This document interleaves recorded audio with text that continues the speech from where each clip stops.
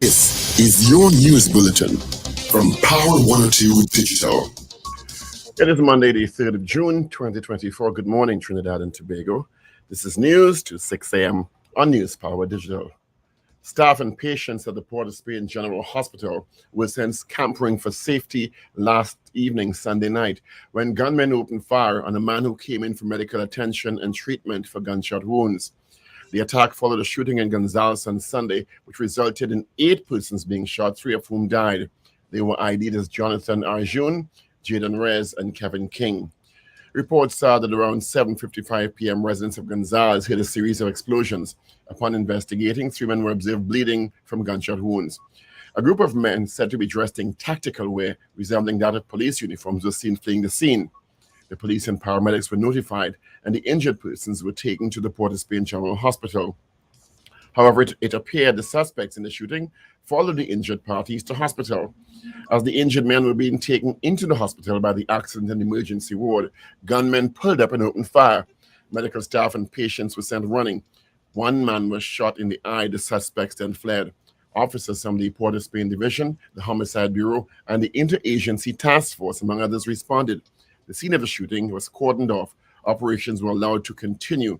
Minister of National Security and Commissioner of Police Earl Christopher were seen at the hospital. Investigations continue. The Minister of National Security, who visited the scene, expressed frustration over the problem of gangs in the country. He called on members of the communities where these gangs are prevalent to speak up and provide information to the police. Canadian YouTuber Christopher Hughes was not taken on a tour of various areas of Laventille and East Port of Spain on Saturday.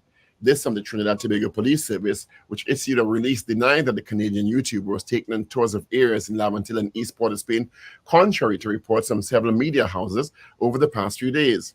The TTPS has said the investigations into his videos featuring gang members continues, but the TTPS remains a responsible organization and has a duty to ensure the safety of all persons in their custody. Hughes has been charged under the Sedition Act. However, police said he's still being questioned in relation to other incidents. Police have deemed Hughes a flight risk. Therefore, he will remain in police custody until his court appearance. Director of Public Prosecution Roger Gaspard, senior counsel, was consulted, and directors were given to charge the accused under Section 4(1)(c) of the Sedition Act. After enough evidence was produced to lay charges for a seditious publication, to wit, an audiovisual video via YouTube to the social media platform. Today, the Canadian social media personality is expected to appear in a Port of Spain district court after he was charged by police for publishing a statement with a seditious intention on May 29, 2024. An attempt to secure bail for the YouTuber was shut down yesterday afternoon, hours after he was expected to face the master of the court today. Hughes' attorney, Kristen Williams, confirmed that a justice of the peace was sent to him to the police station in Port of Spain where Hughes was being kept to get station bail for the blogger. However, after a discussion with law enforcement officials, the justice of the peace was turned away. The bodies of 2 men, one identified and the other, which is partly decomposed, was found in Point Fortin district in 2 separate locations over the long weekend. Police are awaiting autopsies before they can determine or rule out foul play. In the first incident, the partly decomposed body of Marcus Mark, 64, was discovered at his Mervyn Cato Egypt village home on May 30th. Point Fortin police responded to a telephone call from his neighbor, Alison Hugh, 54, indicating to them that a foul smell was emanating from his home. Police entered his home, which was unlocked, and found him lying on his back on the floor of the bedroom. His partly decomposed body bore no marks of violence. Inside the house also appeared to be intact. And police are seeking help to identify the body of a man of Afro-Trinidadian descent, slim-built and brown in complexion, approximately 5 feet and 7 inches tall, with gray hair and beard. The man, who appeared to be in his late 70s, was wearing a blue T-shirt, dark blue 3/4 jeans, and a black shoe at the time of his death. A bicycle and crocus bag were found nearby. There were no visible marks of violence on the body. The DMO, Dr. Ratimaram, viewed and ordered removal of the body pending identification and an autopsy. More high-profile departures from TSTT, Telecommunications Services of Trinidad and Tobago, with the departure of Kamal Georges, who has resigned as the Senior Manager of Environmental, Social and Reputation Management. TSTT confirmed Georges' resignation. Chief Executive Officer Kent Weston expressed appreciation for Georges' contribution to the organization. TSTT has already published a vacancy to fill the senior managerial position. George has joined TSTT in 2022. His departure follows that of former CEO Lisa Agard and CFO Shiva Ramnarayan. George is set to take up a position at the CAF Development Bank in Latin America and the Caribbean. Veteran reggae artist Miguel Sizzla Kolonji is urging gang members to mobilize themselves and form a non-profit organization which will focus on doing community service. Kolonji made the appeal during his performance at the Redemption concert over the weekend. The Jamaican recording entertainer said the country is in the country, and he and most of the nation do not condone songs that promote violence, and the same approach must be adopted in Trinidad and Tobago. The BBC has announced its lineup of televised general election debate, which will start next week. The series of programs will begin on Friday, 7th June, and show involving 7 parties hosted by Michelle Hussein. On June 20th, the leaders of the country's 4 biggest political parties will be involved in a 2-hour question time program presented by Fiona Bruce. And that is news to 6 a.m. right here on News Power Digital. We'll have more news coming up, major news at 7 a.m., brought to you with the compliments of Genesco Appliances Limited.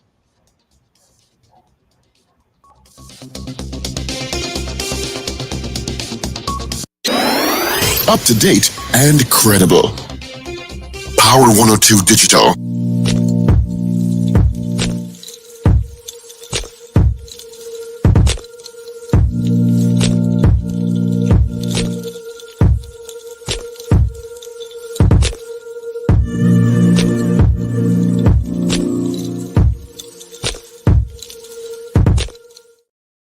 Neighbors, good morning, neighbors, on this Monday, the 3rd day of June. Good morning to you. Thank you so much for joining us on the Power Breakfast Show on Power 102 Digital. Yeah. Good morning to you, all those on YouTube and Facebook, on television, on Me TV. Good morning to you as well. Quickly, let's see what's happening on the highways and the byways before we get into the meat of the matter. It's a bit busy this morning, I thought. Got some traffic by Chase Village and in Charlieville towards interchange Trin City Dewey. And from the interchange in the Port of Spain, we got some volume. All right, 27 degrees at Piarco International Airport. Same at Crown Point in Tobago. Expect some rain today. Good morning to, we've got both of you. Good morning to Paul Richards, Wendell, Stephen. Of course, Richard Ragoobarsingh will join us. We got Shane and Ruben in the mix. My name is Steve Kahn. Morning, gentlemen. Good morning, Steve. Good morning, Wendell. Good morning, Steve. Good morning, Paul. Good morning, Richard. Good morning, Trinidad and Tobago. And good morning, listeners and viewers all over the globe. How do you feel after that long weekend? I got so many things done. Yeah? Oh, yeah. But I could say so myself. You know, it was a nice weekend. You know, it's the first time we've gotten a long weekend outside of Easter like this. Mm-hmm. You know, so we were happy for it. You know, Christmas don't count because Christmas you just naturally feel holiday-ish anyway. Mm-hmm. So I appreciated this weekend. For those who would have celebrated birthdays yesterday, my very good friend, her name is actually June Assing. Happy belated birthday greetings, June. And for those celebrating today, Selwyn Nicholas, he's a police officer. Hazley Stephen, my cousin who lives abroad. Roger Sant, a journalist. Yeah, happy birthday to you, Roger. Lisa Kelly Ramden. Anthony Morgan Beach, he's a regular blogger from, I think it's Point 14. Kizzy Ruiz, who's a Calypsonian, one of our national artists, celebrating birthdays today. Yesterday was also Josanne Leonard's birthday. So belated birthday greetings, Josanne. Mm-hmm. And Jules Stanford Kissin Sobian, you know him? From Caesar's Army, he celebrated his birthday yesterday also. All right? Okay. Because yesterday was the birthday of avid listener Karen Yipnow celebrated his birthday yesterday. Oh, okay. Yesterday was Karen's birthday. All right. His 110th. I'm in a group chat with Karen with cricket. So belated birthday greetings, Karen. I really did think I saw that. Yesterday was also the birthday, not yesterday, 2 days ago. Our regular listener to ours, she used to message us quite a Charmaine Jones. Remember, she used to live right next to Gary Adge there? All right. Happy birthday to you, Charmaine. I haven't seen you in such a long time. Yeah. Charmaine was a regular listener to ours. Yeah. Let's say good morning going out to Ray out in West Palm Beach, Florida. DJ Ray out in Delaware. Slick Money Grip. Trinity in Boston. Morning to you, Trinity in Boston. Godzilla in Valencia. Edwin Marshall. John Keto. Boy Bedesi out in DB. Boy, I say here yet. Just letting you know. Oliver Man Warren. CJ New York. Doreen Pierre. Marcia Rock out in Tampa. Or is it Orlando? Okay. Florida. Let's go there. Wendy Ann James, Josie Richardson, Wayne B. in Covington, Georgia, Joycelyn Dialsing, Brent Sylvester, David Wares. Yes. Good morning to David Wares and Mrs. Wares. Always posting up something about food. Don't know where those places are. You want to invite me at all, David? Wayne Ramsey, Carl M. Jack, Robert Harper. Good morning. Maria Celia, Mogaines out in Aruka. Cynthia Aaron, Showin Kerr, Wildcat Messages, Kadeem Khan Jr., morning to Evans David, Lenora Babulal, good morning to you. I didn't check WhatsApp. Let me check that now. My phone almost died. I had to rush and put it to charge. I didn't charge it since Wednesday. Let's see if we have any here. Ooh, I do believe we do. On WhatsApp at 318-1021, GNC Auto Security, Dan Rads, I am alive. Sankofa, good morning to you. I have David Nelson, good morning. Somebody else, if you'll put your names next to your messages, it'd be fantastic. I'd really appreciate that. Garden of, whoa, okay. Didn't put a name there. All right. So good morning to you.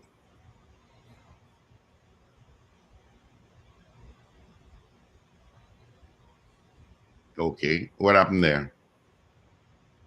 I lost both Paul and Wendell. No, I just stepped away a bit. I have a bee in my house. Hold on. I have to get rid of it. I'm coming now. You have a bee in your bonnet, is it? In the house. I don't know where the hell it comes. He's a bee in his bonnet.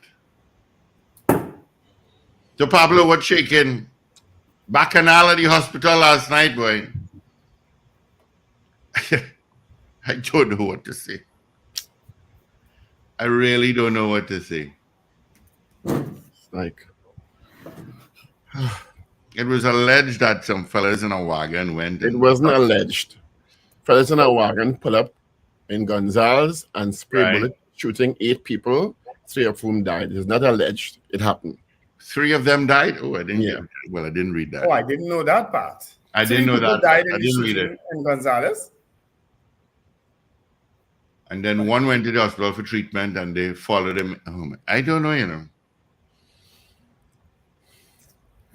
I really don't know. I don't know what to say again.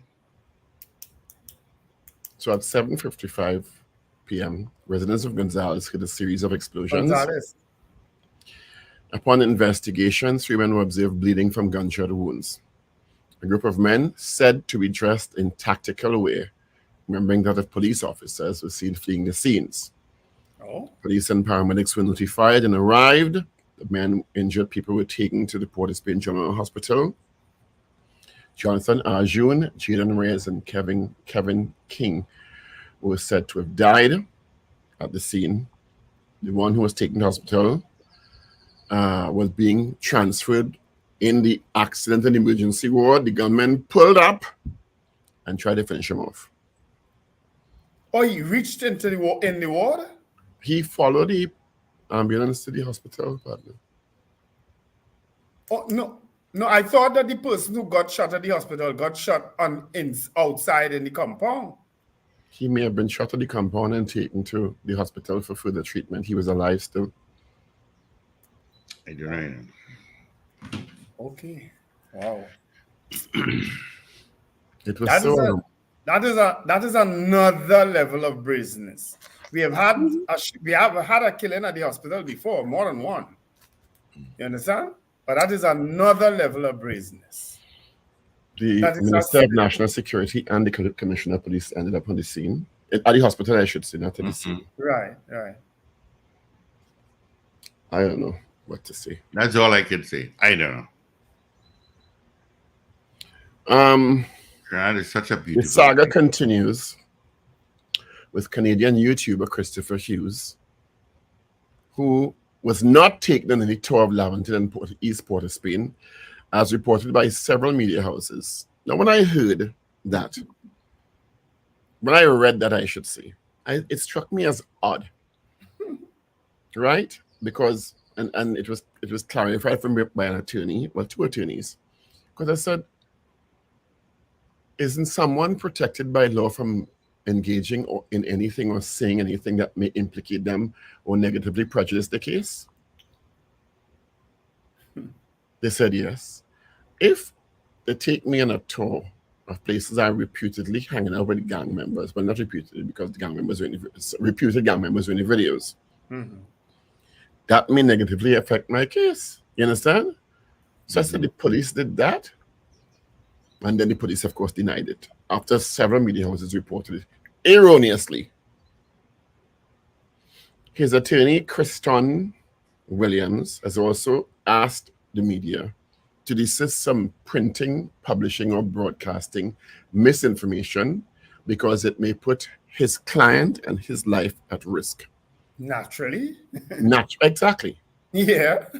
Mm-hmm. It was a crazy story, you're right? That the police would take him on a tour. When I said, well, the media does come up with these things sometimes. Not the media. Some people in the media. A person in the media. Oh, goodness. The typical one. Oh, the usual suspect.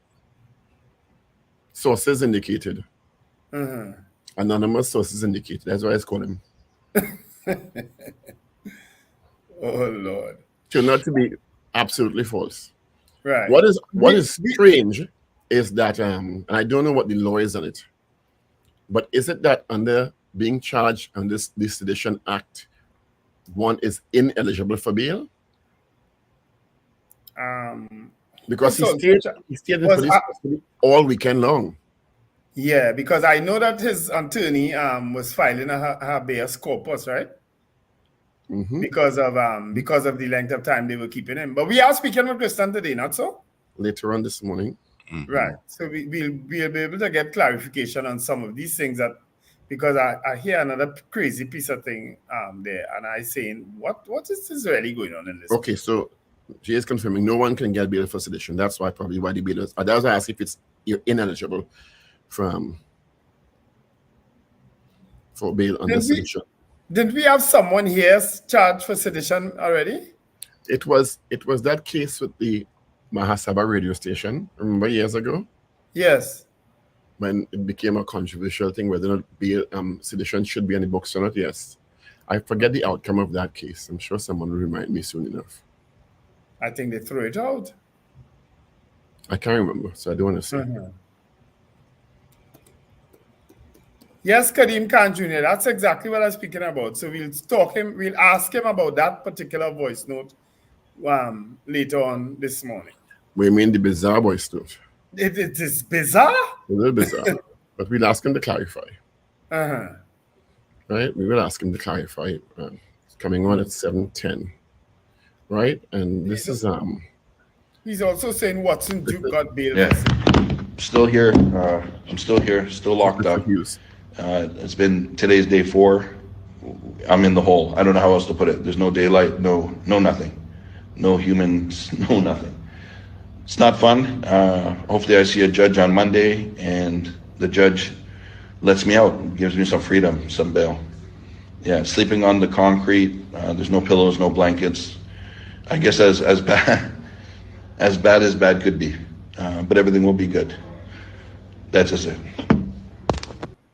So somebody in jail somebody is in detention for sedition and able to send voice notes like that?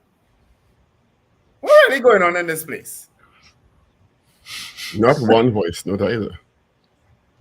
What really? He's able to blog still? But is that a blog? Is that audio blog? That's what it is? Oh dear Lord.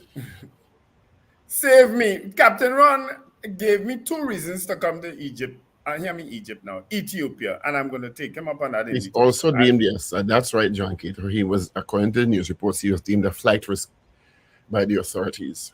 Let's take his passport away. Yes, Seals, the head of the police service association at one time, was also charged for sedition, wasn't he? I can't remember that. Yes, I remember that. And we anyway, that case with Mr. Hughes has drawn us immense social media condemnation outside this country. But we will see. I will say I saw a video of Mr. Hughes seemingly in the St. Augustine areas where he said, I don't know if he was repeating somebody else's words, but I heard him say that the police murdered 4 people. And I found that raised a red flag with me because he used the word murdered. You understand? I said, what? And it went on. He went on to say that under normal circumstances, people should have their day before the courts, which seemed to imply that he was saying it may have been an extrajudicial. I don't know. But when you're saying it's like that, you have to have proof to back it up. Now, I will tell you, I did some research over the weekend. Where is it? The amount of things I had to download over the weekend. All right. The Sedition Act states that a seditious intention is to bring into hatred or contempt or to excite dissatisfaction against government or the Constitution, the House of Representatives or the Senate or the administration of justice. Now, part of the administration of justice is the police service doing their job, eh? So if you say, I'm not a lawyer, so the lawyers could correct me.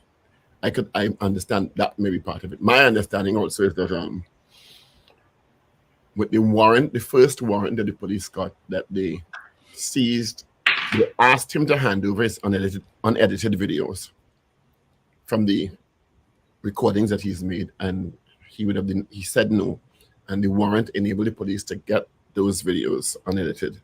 And I don't know what they may or may not have found in those videos. You understand? Yeah. That may or may not have found part of the evidence to take to the DPP who advised them to charge. Yeah. So we shall see. Yeah, but again, we will hear from his attorney today. His attorney said his basic human rights were abridged. You know, and we find out what his attorney, Mr. Williams, means by that. Where we have him on at 7:10 this morning. Good morning, other media houses. You're welcome. Yeah, or you could tune in today. Get some stories off there. Just give the Power Breakfast Show the credit after, please. But it's a I don't know, we'll see. The Minister of National Security has also commented saying that these bloggers are, many of them, not all, because I've seen some bloggers posting great things too, posing Trinidad and Tobago in a negative light outside. Well, they're not inventing the gang war, if I do. True. Well, true. But I did say that at one time, because even with the one with the German guy who reenacted the kind of Wendell Stephen. Every day, the Guardian, the Express, the Newsday, Power 102 Digital, TV6, CNC3, TTT to some level, report heinous crimes like the one we just spoke about that is streamed around the world. No, I'm not speaking about that. I mean, so that's saying when we say that bloggers are portraying us in a negative light, we don't need bloggers to do that, you know. And I agree. But remember, okay, we don't need bloggers to do that. But remember, these guys and them have a huge following, and nothing like what any of our media houses have. These stories and the content that our media houses, all of us, including us, publish and broadcast are available 24/7 around the world. Yeah. So that sentiment that they doing us this great injustice, really. Well, it just seems, and I have no evidence to support this, that in some cases it might be deliberate. It just seems, because we would have had. What do you mean? Let me finish now. We would have had Wodemeyer here, who portrayed the country in a very positive light. You understand? He went around Trinidad and Tobago and other parts of the Caribbean, doing excellent videos in terms of promoting our culture and the people and the food and all those things. You understand? But it just seems to me, and again, I have no evidence to support it, so I qualify in that statement. This is not the only country Christopher Hughes has gone to doing videos on crime and gang warfare. And there are some bloggers who that's their thing. There are some bloggers who going about the place. Clearly, Mr. Hughes may be one, I don't know, to just gather as many followers as possible. Because that's part of what they're saying is, yes, you're right. Have you seen the video of him in Somalia? Clearly, you gone there to your provoke trade people. Is attention and views. Well, you're going there. Yeah. Anyway, you see, maybe that's some people think. I not arguing. I not following you if you on that head. We don't need bloggers not making us look bad. We making us look bad. Well, I can't argue too much with that. If he didn't have gang warfare to come and film, he would have nothing to come and film. Well, I don't know that is so. Right? Because if but he didn't invent the gang warfare. Did he invent it? No.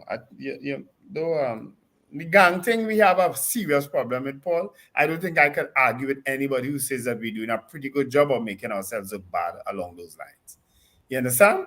I don't know Mr. Hughes personally. I don't follow people. He's been charged with sedition. Let's see how the case. I don't follow these people who go about the world making. In some cases, I never really heard about Christopher Hughes before this year. Well, and clearly you're seeing videos coming out of him moving now, around the world before. And I realized, because I went to the his page on TikTok, and the videos of Trinidad and Tobago have been taken down. Well, he clearly may have he, like some others, clearly have a thing with so-called third world countries and countries with different. No, he's done stuff in the US too. He's done stuff in the US. I'm saying it. He's done stuff in the US too. In the cities in the US. Let's open the phone lines before we forget. We don't need nobody to make me look bad. And if he didn't have nothing to come here and film, he would have no content, if that is his thing. 222 talk. Yep, 222-8255, toll free. North Americans, 866-525-1099. No, he's due to appear in court this morning, and we'll see how it evolves. Yeah. Maybe. I'm going to say that. All right. Behave yourself. Good morning, caller. Maybe it's a message somebody sending. That's all I will say. Good morning, gentlemen. Morning. Good morning. And good morning to all your listeners. Thank you. Good morning. Yesterday with that brazen shooting of the at Port of Spain General Hospital, I listened attentively to the Minister of National Security. He started to give us some data in terms of where he was saying that 65% of the murders in this country is gang-related. Don't we not have the anti-gang legislation, Dr. Paul? As far as I know. Right. So if we are quoting all this information in terms of, and you have the data, I guess it will be provided when there is meetings. And identifying people in videos as gang members. Right. We also have the interception of communication bill in terms of persons who you would get information from the SIU who would tell us that there are 101 gangs and close to 2,000 members. 10 points. If we have all this information, the minister alludes that persons who live in the area must partner with the police. We know the witness protection program in this country is paltry in terms of it is. That is not true. That is not true. That is not an accurate statement, sir. People who decide to leave the witness protection program and roll out and do their own thing get in trouble. That is not true. Okay. It was going good until that. No. Let me ask you this question. If what you are saying is good, do you think that what the minister is asking for persons to provide the information will be hesitant to provide the information? They may not be. It may not be the witness protection program. Good morning, Richard. It may not be the witness protection program. It may they don't trust the police. Okay. I hear what you're saying there, but to me, I don't think that our witness protection program is good. This is my. You have to provide evidence for that statement. That program needs strengthening, and in terms of when we sign MOUs with the U.S., we should be looking at getting people who may be involved in gangs in this country, who can incriminate gang leaders in terms of getting them out of here, back here, when in terms of prosecuting, but it has to be a set time frame in terms of how you're going to get that case moving. That's my take in terms of that issue. So I listened to the minister. I don't know that the persons who are living in that area, Gentleman Gonzalez, would be inclined to go down the road and share that information with the TTPS, knowing full well that gangs in this country are roaming free. And according to the minister, 65% of the murders are gang-related. So more than likely, I don't want to state in terms of the guy, I don't have the data to provide, but more than likely, if you go to share information with the armed services, the chances of you being killed will be quite high. Another issue I wanted to point out, in terms of the Sedition Act, the part that Christopher was charged with, I think he may be eligible for bail. The question is if he's going to be a flight risk, and that's the interesting thing. Now, we know that cases in this country drag on. So that the another factor is how long is he going to be in Trinidad? Because if you say he cannot leave the country, more than likely he will be here for a specific amount of time, because this case is not going to finish in 2 months or 3 months. This is going to take some time. And I remember the PDP leader, Watson Duke matter, his sedition matter, took almost 5 years. Almost 5 years before it was thrown out. So it's going to be quite interesting to see how that goes, and in terms of how the state is going to move ahead with that. I'll often listen. Have a good morning. All right, pal. Good morning. Good morning, caller. Good morning, Orlando caller. Yes, Orlando. Morning. Listen, I agree. Bloggers make their money when they get followers. Once you cross 1 million, you get a lot of subscribers. I have clients who do it, and that's all they do, and they make handsome money. Oh, yeah. But my question is this. Tell me something positive that's in the news about Trinidad. All I hear, forgive me for saying it, from all the radio stations, the newspapers, is negativity. So the bloggers, and they feed off of that. Could you guys tell me 2 things I will guess positives that's in the news that has happened to Trinidad within the last week or so? Pan is beautiful. Pan is more beautiful. That was on this weekend. That's in the news. Okay. Okay. What is that? Pan is what? Sorry? Pan is more beautiful under Pan Trinbago. Good. And the Trinidad and our cricket match over the weekend. Okay. And Trinidad? the what you call it? There was a great match, Sports and Family Day by the prison service. Nice. Okay, let's stop. Why aren't we discussing these things then? Why aren't we discuss body match, boss? Yes. I get your point, caller. You're trying to say. I think what you're trying to say, caller, is that we should highlight some of the more positive things as a yes. Listen, I can tell you guys this. I have stopped listening to you guys in the morning because many times it depresses my day. Okay? When I deal with my clients, and I'm thinking of my home, I have a big picture of Trinidad in my office, and I see my clients, and I look at it, listen, it's only crime I'm hearing. And that's what we live in. And I know that. I mean, listen, I live in Orlando. Orlando is rough. But guess what? You go to MCO, it is still packed with people coming in to go Disney or wherever, whichever the park or whatever. Because we showcase the positive more. All I'm saying is we don't balance it. And we feed into the bloggers because that's what they want. So all I'm saying to you, gentlemen, is could we not interject? Could we not introduce some? Okay, let's talk about the march this weekend. Let's talk about some of these kids who are doing so well in college or high school, whatever it is. I'm just suggesting we could balance it a bit more. Because I have friends who tell me the same thing. Okay? My admin assistant, she's from Trinidad, she tells me the same thing. So it's just a suggestion. We are our own worst enemy. That's all I'm saying. And Richard, by the way, my family went and saw that play again. I think it was last weekend. And they said they enjoyed it at third time. So again, I think you, Richard, please bring it outside. Please. Okay, thanks a lot. And that's our next good thing that's happening in Trinidad and Tobago. Richard's play. The news coming out of the energy sector is good. The news coming out of the agricultural sector is good. The news coming out of Foster's ministry, the Ministry of Youth Development and National Service is good. You know, but again, you say it's so easy because this bad news ends up on the front page and I mean in the media, people, especially in talk shows, people zero in on those things.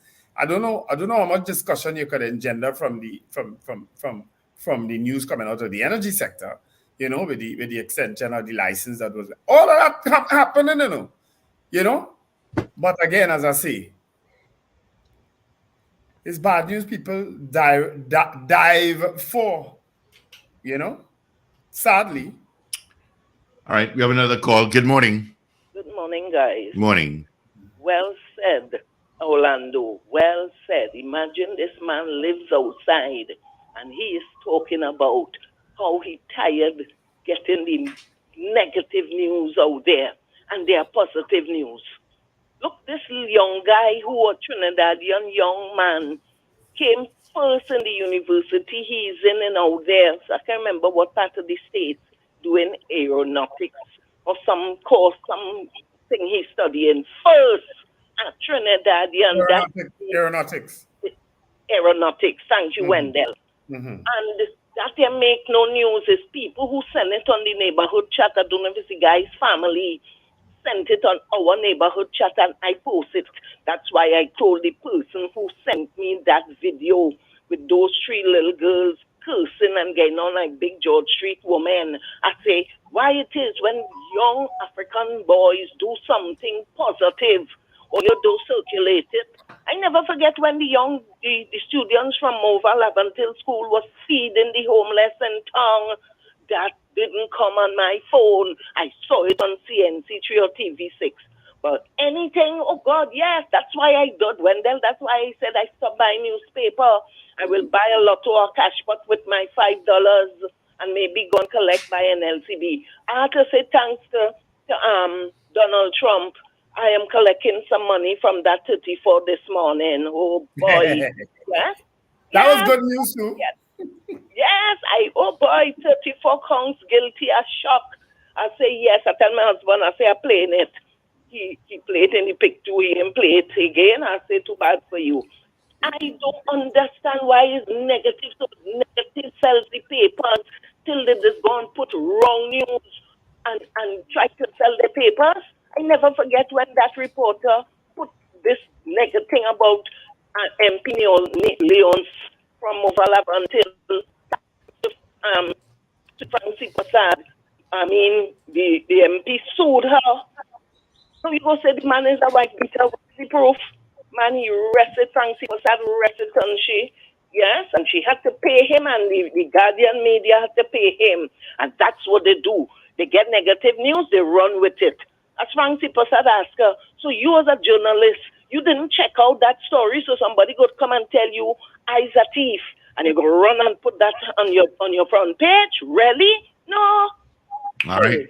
Orlando, well said. And I want to find out, Richard, why do cases have to take 5 and 10 years? I mean, I used to say 5 years, but it has gone. Look at Dana. Imagine this woman was a persecutor, and 10 years her case can start.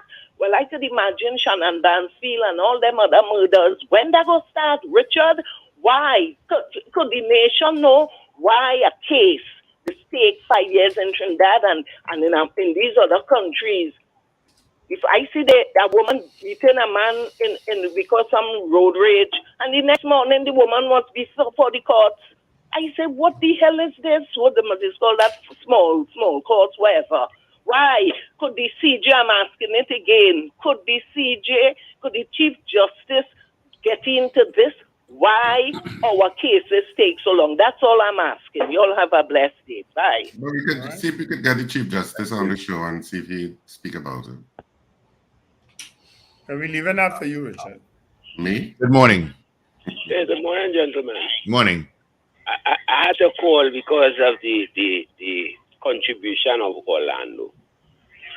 Because he actually made a point that, I think is swept under the carpet. The media has to take a lot of responsibility for the negativity in the country.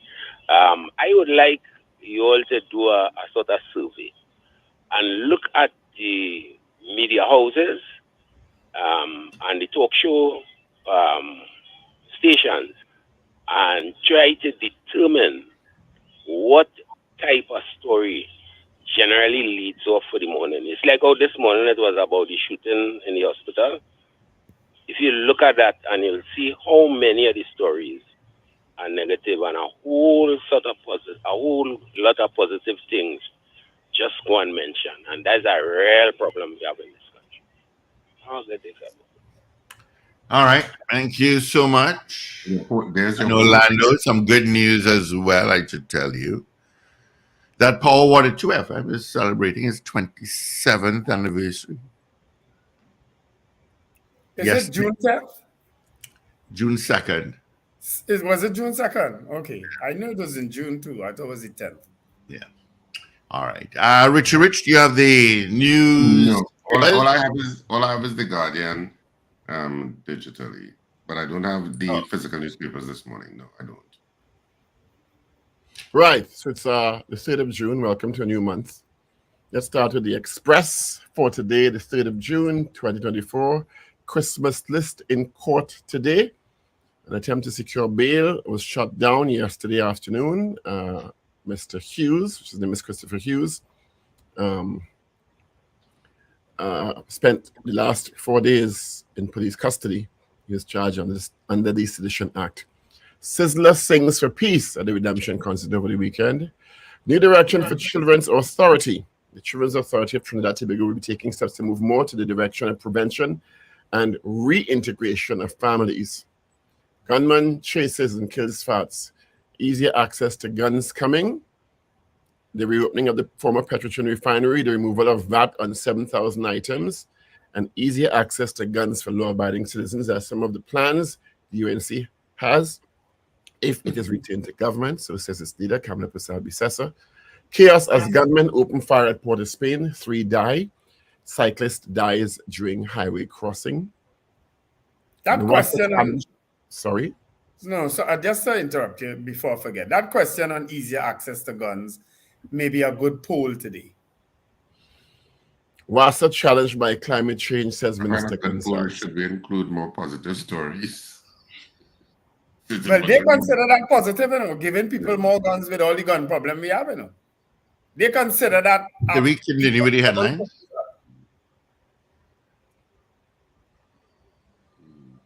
They want to get re-elected on that, to give more people guns, I can do the, even this poll, I can do the Guardian. You can. Yeah. So the Guardian headline is Row over Water. Gonzalez blasts Kamla's Mondiablo dry taps claim, says it's scandalous. Wants an apology. Residents support minister in social media videos. Sizzler wants end to gang life in Trinidad and Tobago, and the pictures of the Sizzler concert, I guess. And that's what it looks like. Canadian YouTuber gets his day in court. All of that is on the front page of The Guardian this morning. That's the main headline and the subheadlines. And on the back page, in terms of the sports, the main headline is chase Seals' 10th win. West Indies scrape past PNG in opener.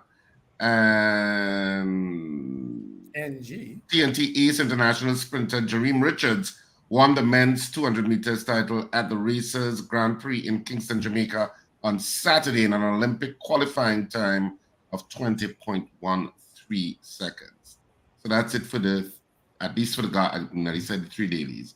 That's it for the Guardian this morning. Let's move to the news day now. 6 months after kidnapped man killed in drug deal gone bad. Bodies of 2 elderly men found in Point Fortin. Gun dealer sounds alarm over U.S. policy on gun export. Tanku, $70 billion could easily address all of Trinidad and Tobago's problems. Kamla offers election goodies at Kinam Mon Diablo campaign launch. Man shot dead in Malabar. Christmas attorney no due process followed. Unions call for removal of special tribunal chairman. Drones help cops nab robbery suspect in Princestown. Young, ConocoPhillips action will not affect Dragon deal. And Sizzler calls Trinidad Tobago artist on support for crime. Cut it out, he says. So those are trending stories in your Express, Guardian, and Newsday for today, the 3rd of June, Monday. Drones, all right, so let's get the results of our morning poll. Of course, on Wednesday. Yep, Wednesday. We asked you, do you agree with the arrest of blogger Christopher Hughes of Chris Must List? That was our poll on Wednesday. Give the results right after this. Trinidad and Tobago, get ready as we move towards a healthy lifestyle change. The Ministry of Health will be conducting a national health survey called the STEP Survey 2024 to gather information from households across Trinidad and Tobago on lifestyle practices that impact your health. Staff conducting the interview will visit your home with a Ministry of Health ID and clothing with ministry branding. All information collected will be kept confidential. So support us today as we take steps to improving the health of all. The STEP Survey 2024. Visit the Ministry of Health's website and social media pages for more information. This message brought to you by the Ministry of Health. Whether wet or dry season, hazards can strike without warning, causing you or your family to quickly evacuate. You may not have the time to grab the essentials. Be sure to have your grab-and-go bag in easily accessible locations. Here are the top 7 categories that should be included and tailored to your family's need. 1. Non-perishable food items, water, and utensils. 2. First aid kit and extra medication. 3. Personalized items. 4. Change of clothing and comfortable footwear. 5. Copies of important documents such as birth papers and certificates. 6. Cash and small bills. And 7. Tools, safety items, and equipment. For more information on how to be ready, visit odpm.gov.tt. A message from the ODPM.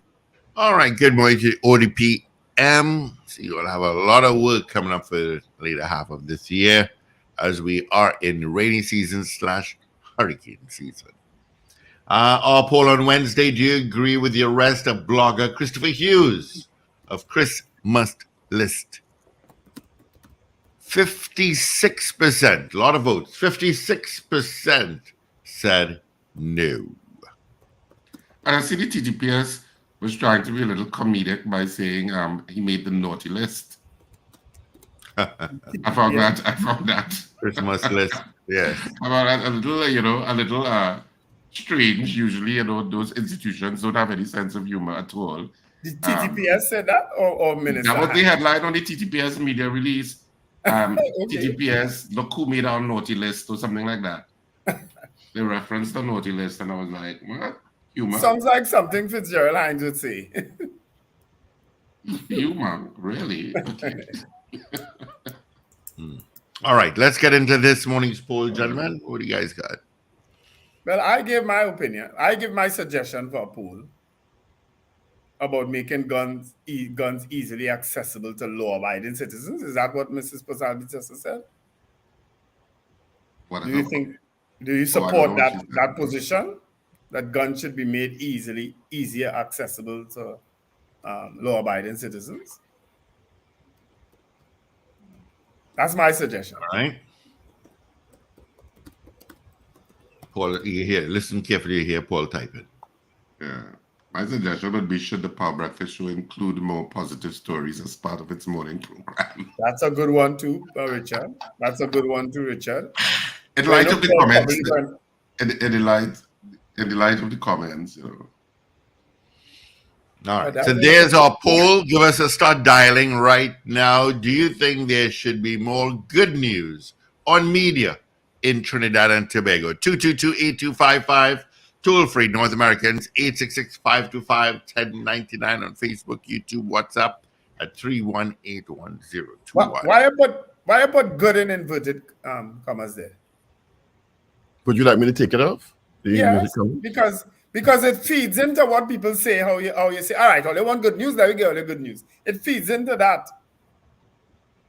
The parentheses is just to stress it, but I'll take it out right now. Yeah, take it out, man. You don't need people to be stressing you this morning with that. Stressing me. Good luck with that. So you saw our poll this morning. It's, do you think there should be more good news on media in Trinidad and Tobago? And I suppose we will include ourselves in that. So 222-TALK, 222-8255. North Americans, 866-525-1099. And that's absolutely toll-free, North Americans. People on all of the streaming platforms, you can send a vote via the messaging portals there. And of course, people who are watching us on television, big hello to you. You can vote via WhatsApp at 318-1021. Put the 868 before it, and especially if you are out somewhere regionally watching it. All right. So Angela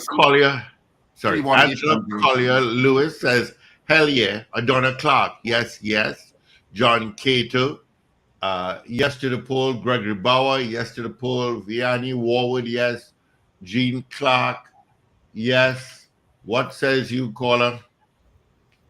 Morning, gentlemen. Morning. Just let me make a quick point. You all remember when we had the PP government, the People's Partnership, a former Minister of National Security had asked the media to put that set of murders on them, set of thing on the back page deep inside the newspapers. Surely I remember that. Jack Warner, that's right. And I remember. So I always say that I quite agree with Orlando. And yes, that is what we should do. Positive news. Thank you. Yeah, I remember Jack Warner saying that. I mean, they had 5 ministers of national security here, but he said We're looking for 60 plus people to vote this morning. I want to feel strongly about it. Says yes. Boy Bedesi says yes. Do you think there should be more good news on media in Trinidad and Tobago? That's our poll this morning. All right. Did I do Boy Bedesi? Yes. Julia Espetis said yes. Evans David says no. Wayne Joseph from Ontario, Canada says yes. Royalty Forever says yes. Let's see.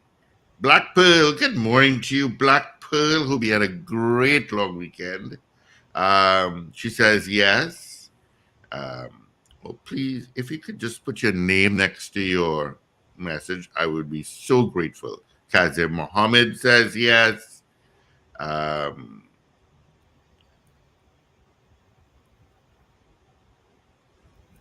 Roger Seawing says no. Let's see. Bobby says no, reported as it is. All right. Thank you, Bobby. Good morning to you, caller. Yeah, morning, Wendell, Steve Cannon for Richard. Morning. Morning. You know, the guy was called, Mr. Orlando, was right 100%. I meet people in this country, the hospital are good, the police are good, the school are good, Wasa are good, nothing going to change that. I asked them what they're doing living here. So your response to our morning poll would be? Yes. Thank you. It has so much good thing happening this weekend in China, nobody talk about it. All right, thanks, buddy. The Port of Spain Corporation had a very successful marathon. I saw Clint Batiste voting yes. That is not, I don't see that anywhere in the papers.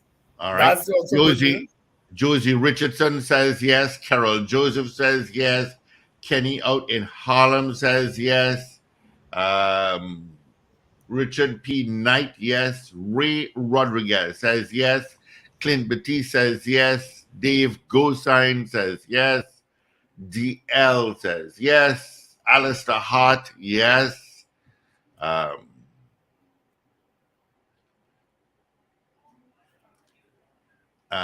Al E says no. Lester Craigwell says no. Beauty Culture says yes to the poll. Finbar Collins says we should. Sherma Paul, yes. David Wares, yes. Let's see. Okay. Richard, you writing also? Yes, I'm writing. Let's see. Edison says yes. Kenwin says yes. Thank you, Kenwin, putting a name. Peter, thank you again, says yes. Let's see. Jason says yes. Adrian Cotto says yes. Godzilia says yes. Fitzroy James says yes. Let's see. Do you think there should be more good news? You missed on Sherma media Paul in Trinidad and Tobago. You missed Sherma Paul and David Wares, okay? No, I did Sherma You Paul. did David Wares. Okay, I didn't hear. Sorry. Kurt Nancy says no. Ryan Simangal says all good news is welcome. Okay. We just want yes or no. You have a minute and a half again to vote on do you think there should be more good news on media in Trinidad and Tobago? Yes or no? All right. That's our poll. Yeah, 222-TALK, 222-8255, North Americans, 866-525-1099. People watching us on our streaming platform, send your vote via the messaging portal there. And of course, you can also WhatsApp us at 1-868-318-1021. Michael Oliver says yes. Finbar Collins says some media personnel will become irrelevant. I agree. Marlene says yes. Marlene Niblet. First time I've seen that name though. Yeah, that's a unique name. That is quite a unique name. Any votes on WhatsApp, Steve? I just gave you. I don't have anything. Oh, okay.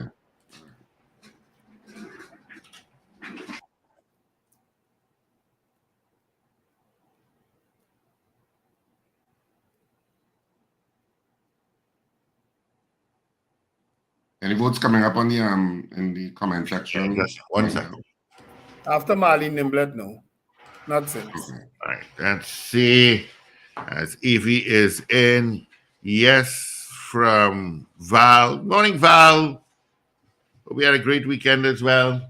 Take our final call before I head to news. Good morning. Good morning. No, because if we don't get a grip on the bad news, nothing else matters. Thank you. All right, let's get into our 7 o'clock major news. Evie is in. This is your news bulletin from Power 102 Digital. Staff and patients at the Port of Spain General Hospital scampering as gunmen opened fire. Police say Canadian YouTuber Christopher Hughes was not taken on a tour of various areas in Laventille and East Port of Spain on Saturday. The bodies of 2 men found in different areas over the weekend, and veteran reggae artist Sizzla Kalonji urges gang members to stop the violence. Details in a moment.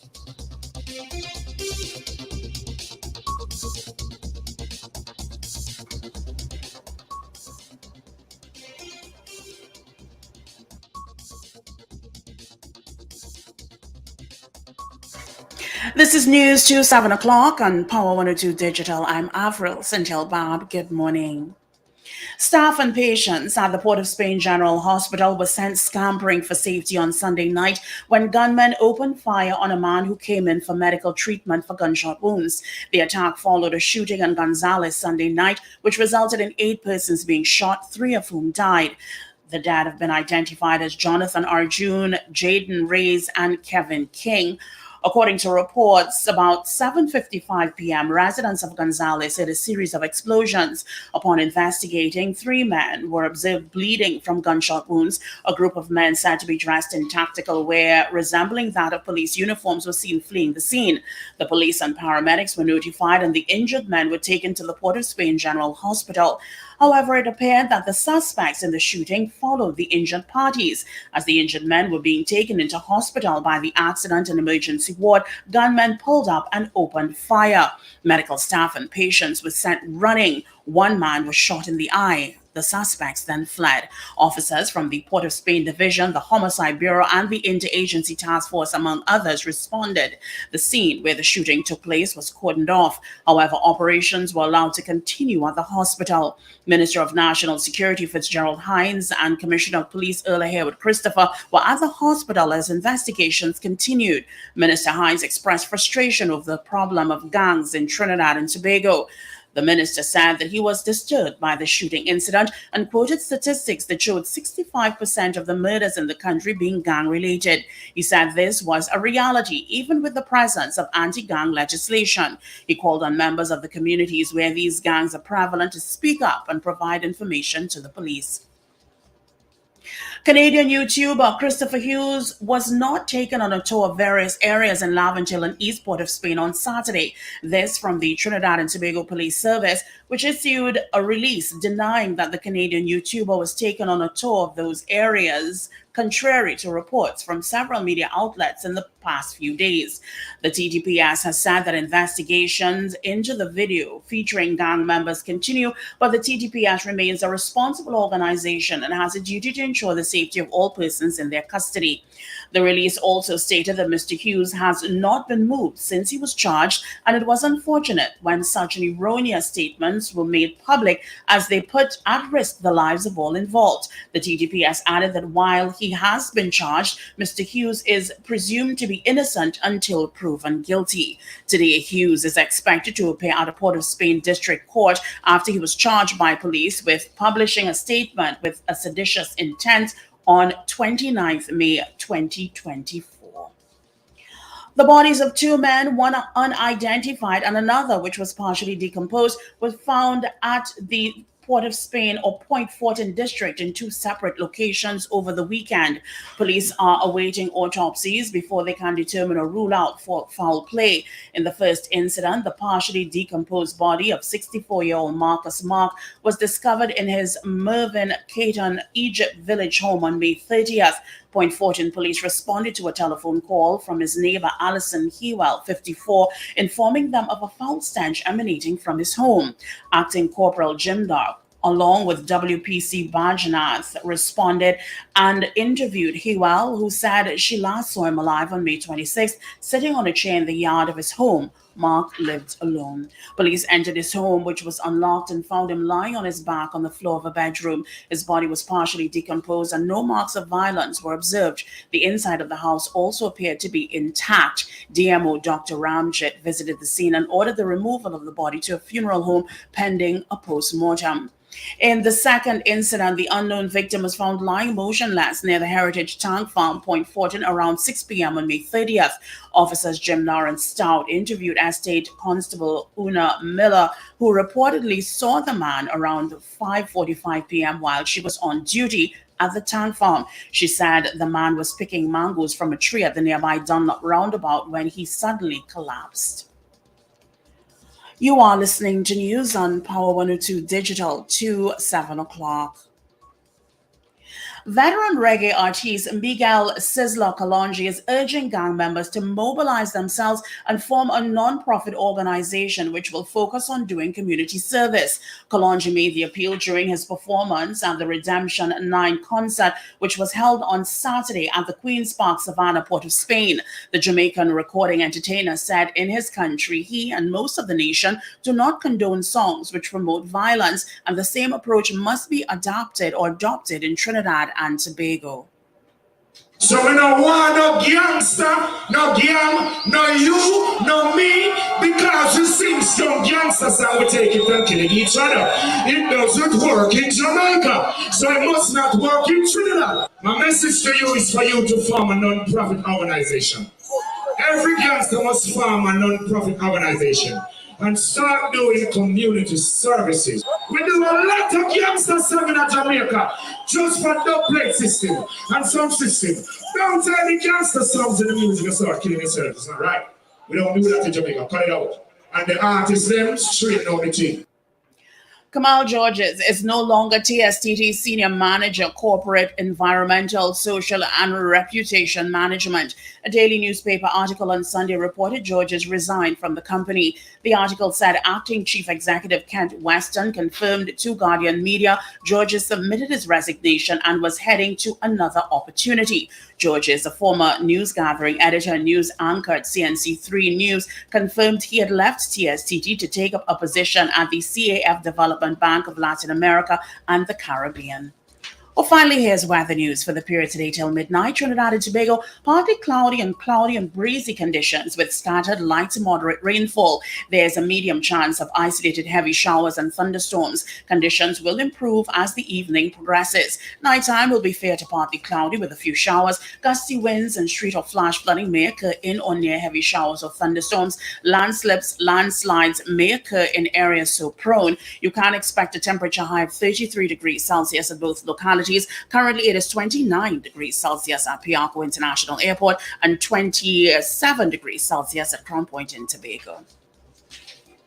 Recapping your headlines to 7 o'clock, staff and patients at the Port of Spain General Hospital sent scampering as gunmen opened fire. Police say Canadian YouTuber Christopher Hughes was not taken on a tour of various areas in Laventille and East Port of Spain on Saturday. The bodies of two men found in different areas over the weekend, and veteran reggae artist Sizzler Kalonji urges gang members to stop the violence. I'm Avril St-Hilbab. That was news to 7 o'clock on Power 102 Digital. Look out for more news in detail at 12 noon and an update at 8 o'clock this morning. For more details, log on to power102fm.com. Up to date and credible. Power 102 Digital. All righty, thank you so much, Avril, for our major news. You can join her again, come at 8 o'clock for our news brief. All right, before I get my guest online, let me just check to see what other votes I have. Okay, so we did got Celia. Right. Ryan Michael Oliver says yes. Did that. Oscar Daniel says yes. Cheryl Henry says yes. Trinidad Margot. Okay. All right. Hector says no to the poll. Let's see. I have another one here from Junior saying yes. Thank you, Junior. And I have Jay Morris saying yes. All right. Right. So let's get the results of the poll while I get my guest online. Richard, you have results? I have results, but I'm not sure. Let me see if it matches yours. You could read yours. Your mic is off, Richard. Well, I have 49 people voting on the poll this morning. I don't know if you have that same amount or more. I actually have less. I have 43. Right, I have 49. I have 49 people voting on the poll this morning. And of the 49 people, 41 said yes to our poll this morning, and 8 people said no. I actually have the 8. I actually have the 8 no, but so I would have missed some yeses. Yeah. So 41 people said yes, 8 people said no. for a total of 49 people voting in the allotted time. Of course, you can continue to vote on this poll throughout the day, through all programming, and we'll give the final results come tomorrow morning, which will be Tuesday. Yeah. What Steve probably has to do is do the comments as they come up on YouTube that we are seeing, and then do WhatsApp, all the WhatsApp votes after. Yeah, to get accounted that way. Make it clear. Once it's jumping back and forth, it kind of confuses us who score it. Yeah. I try not to look at the comment. I just take his word for it at a certain point. No, I do. I know you watch. I know you watch. Yeah, I watch because sometimes you will miss. Mm-hmm. Of course, good news is that Tobago is on this weekend and Saturday at 8:30 p.m. with Love is a Walk. We're on at Tobago at Shore Park Complex. Of course, tickets are available at Shore Park Complex daily and other outlets, including Beverly's Oasis Suites in Lowlands. That's one of the places. And Pablo's Supermarket in Roxborough. That's another place where you can get tickets. Tobagonians listening or watching. That's where you can get tickets for the show. That's two of the outlets I've given you. I know there are more. I just don't know them offhand. But so it's one show in Tobago? Just one show on Saturday night at 8:30 p.m. And if you're ever going to Tobago and you're looking for a place to stay, I've stayed there. Beverly's, absolutely amazing. Yeah. You know, you'll probably be sold out pretty early, right? So, well. How much the venue holding? Well, you know, have you ever been to Shore Park? No. To play cricket long time ago. But Shore Park Complex is almost like an indoor stadium in a kind of way. It's almost like that. It's a kind of hybrid, but it leans towards that. Is how I look at it because that's very high ceilings, and the seating is very stadium-like. But we could only, but when you're doing theater, you could only facilitate a part of the house. Right, because you're not mic. So the rest of the house wouldn't be able to see you. Yeah. So it diminishes the seating arrangement to you. So probably be around, I don't know, maybe around 900 or 1,000 or something like that. Well, that's not too bad. Yeah. All right. Well, gentlemen, I do have, and I'll Paul introduce him, Christian J. Williams online. Morning to Christian. Yes. Morning, good morning. Morning, and welcome to the Paul Breakfast Show. Of course, we have Dr. Paul Richards, Richard Ragoobarsingh, Wendell, Stephen, and myself. It's Dr. Paul Richards now? Okay. Mr. Ragoobarsingh, morning, sir. I know you. You're a good guy. Sorry. Morning, Christian. Good morning, Kristen. Kristen putting everybody in a category. Good morning, Kristen. Could you start by telling us how your client is doing this morning if you've spoken to him? Yes. I have one of Quantum's attorneys, Mr. Aaron Lewis. He just was at the Bedford Street Police Station, so he was able to use his phone so I could speak to Mr. Christmas first. Yes. Yeah. So how is he doing? How is he doing? He told me that every day is like 6 days. He's a bit tired. He told me that he has never heard about this sort of treatment anywhere globally, where all his human rights were contravened. So mentally he is strong. He is a great, I would say, negotiator. So I commend him for that. We are just waiting, just like the rest of the world, quite frankly. When you say his human rights were breached, what do you mean by that? I mean that from inception, all the procedures and protocol. All right, Mr. Richards, remember, right? Like, I'm an attorney, let's say, about 14, 15 years. So you get accustomed with certain practices, police practices, conducts, and what is expected in keeping with our Constitution. So all the fundamental human rights that's enshrined in the Constitution, Section 4 and 5, all of those rights were broken. I do not want to go further because I do not want to add to the media circus that's going on. Right? But I can just make those blanket statements. And yes. What do you mean, Mr. Williams, by he's a good negotiator? Is he negotiating on his own behalf? I would just say that he wishes to, when he negotiates, he is negotiating on his own behalf for his life, limb, and safety. Yes. In the first instance. So isn't he under the advice of his attorneys? His attorneys, of course, yes. So how is he negotiating on his own behalf? Well, I mean, he is in custody. We are negotiating for him. So he instructs us. So therefore, he is negotiating on his own behalf, sir.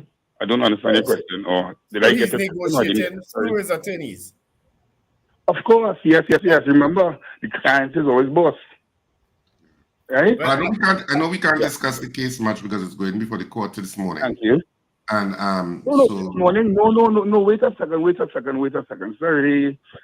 I'm not aware of court this morning. Oh, it's not this morning then? Sir, I never said it's not this morning. Right? I'm just saying that I am not aware of court this morning. I just sent Mr. Aaron Lewis of Quantum Legal to the Besson Street Police Station. The Besson Street Police Station cannot confirm with us that there is court this morning. Mr. Christmas List cannot confirm with me there is court this morning. So what do we do? What do we do? So we are proactive law firm Quantum Legal, and we have taken the advice that we get in court. So we have emailed the Commissioner of Police directly, who I dare say is very silent in this whole matter. We have emailed her to ask her, does Mr. Christmas Hughes have court? No answer. What time does he have court? No answer. So I am lost, just like the rest of you are right now, please, sir. So, Mr. Hughes' legal representatives have not been officially informed as to whether Mr. Hughes has court this morning or not.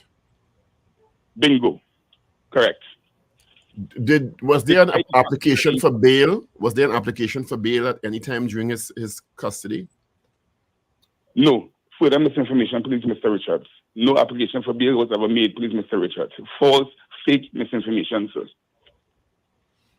All calculated by whoever placed those reports in the papers. They are trying to use the public perception to sway not just the court system, but also the magistrates and the judges and the public opinion by placing that he is a flight risk. It's just bad. I mean, I understand about information, misinformation, but I've never seen it to such a great degree in my life. So there was no application for bail by any of his attorneys? No, sir. Did he ask for an application for bail to be made, or was that a decision you came to as his attorneys with the client? Mr. Richards, he just said that no application was for bail for me. No application for bail was made for him. We agreed on that premise, so I don't understand the further question where you're asking me if bail was made. I don't understand the question, sir. I don't know. We're asking questions on behalf of the audience. So if we're not in the situation, we have to ask questions. I didn't understand the question now. If you could just break it down for me, please. What's the question again? Sorry. So, was bail an option at all on discussion with you or the client? Yes, sir. So there was a discussion about whether or not you would apply for bail. Not whether or not I would apply for bail, sir. Whether or not a justice of the peace, in keeping with the laws of Trinidad and Tobago, may independently grant him bail as a police station. Okay, and you've confirmed that was not done. Now, what I've confirmed is that a justice of the peace attempted to secure bail on Mr. Christmas Hughes' behalf, but that process enshrined in our criminal justice system was not done, sir. That's what I'm confirming exactly. Okay, thank you. So a JP attempted to apply for bail and it was not successful. No, you have wrong terminology. I remember a justice of the peace is a de facto magistrate. So they don't need to apply for anything. They have the power of a magistrate in the police station. I believe the Summary Court Act says so. Not I believe, I'm sure. But over the years, there has been an erosion of respect for justices of the peace at the hands of the TTPS. Ask a lot of the young black population that usually gets locked up. The justices of the peace, therefore now, they are not able to do their job. Seriously. I'm confused. I don't know if you guys are. Isn't Is it that a justice of the peace can independently go ahead and grant bail to someone without an intervention of the attorney? Sir, okay, well, I understand why you may be confused, because even like a lot of persons may not understand the criminal justice process, so no problem, sir. A, upon being charged, the Constitution has granted us the right to be brought promptly and justly before a judicial authority, right, sir? B, if the court system is closed, then the Summary Court Act says that a magistrate has de facto authority, just like a magistrate, the justice of the peace. So the police officers could grant someone bail, it's called station bail, sir. A justice of the peace to go into the station, ask for information from the police officers, which is either given or not given. And in the case of Mr. Christmas, it was not given. So therefore, they frustrate the proper workings of the criminal justice system, sir. So where would you as his attorney come in all of this? Well, usually, this is how I operate my practice. Seriously. If someone is charged or someone comes to me and tells me they are charged and they say, CJ, come down by the police station so you could pull out the client, pull out the man. I say, no. Him being charged already, I can just simply go to the police station to tell you what he's charged for. The person with all the authority is the justice of the peace. I won't need to make any representations before justice of the peace. I've never done so in my life because all the justices of the peace I know, they have, to me, in my humble little non-counting opinion, they have always executed their jobs independently. So I don't get involved. The justice of the peace will have to go, look at the criminal record of the person, make an independent decision, and then they do their job. Yeah? Yeah, they facilitate the process. Yes. Wait, who's this one who asked my question? I didn't get his voice. Sorry. That's Mr. Ragoobarsingh, who's a good one, a good guy. Yeah. So I just said they facilitate the those are your words, Krista. They facilitate the process. Okay, good. Yes, correct. Because he's legally trained also mentally. Correct. Well, he will understand a lot more about Mr. law. Williams. So I will break it down. I have time to talk. If the conversation is like this, I don't mind chatting with you or asking me anything. What do you mean by that? Mr. Williams, so what's next for your client? Because you said you have made overtures directly to the Commissioner of Police and you've not gotten a response. What's next for your client? No, well, what I don't understand is this. We asked to speak to the president because probably, just like Mr. Yassin Abubakar, was trying to bring down corruption, drugs, and guns actually in the country, probably because we wanted an amnesty for my client. No one is taking us on. I wonder why. So what's next? Basically, it's a waiting game. It is a waiting game. Who have you asked to speak to the president? I asked the officer from Special Branch who I went to make a report that Chris Hughes is very concerned for his life because of the seditious reports contained in the Express newspaper. I asked the 4 wise men from Special Branch who also attended at my office on last Friday, but they came to tell me to be quiet. Sergeant Brigadier, right, of the Special Branch. I told them also that Mr. Hughes wishes to have a word with the leader of the command forces of Trinidad and Tobago. Yes, I told both of them.